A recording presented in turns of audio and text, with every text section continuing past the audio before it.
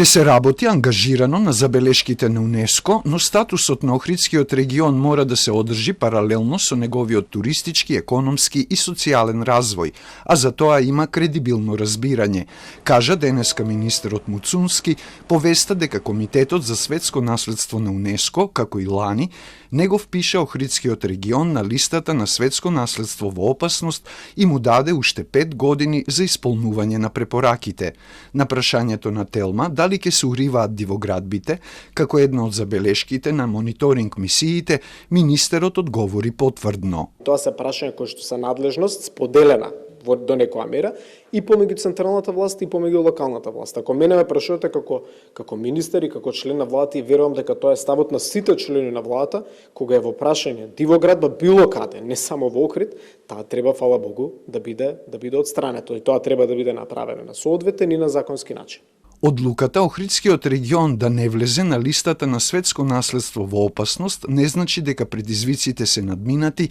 велат од македонската делегација што престојуваше на 48-та сесија на Комитетот за светско наследство во Бусан. Напротив, таа представува силна обврска за натамошно интензивирање на активностите за зачувување на исклучителната универзална вредност на Охридскиот регион. Македонија останува целосно посветена на спроведувањето на планот за управување и стратешкиот план за рехабилитација, на зајакнувањето на институционалната координација, на воспоставувањето на тело за управување, како и на понатамошната тесна соработка со Република Албанија во управувањето со ова прекугранично светско наследство.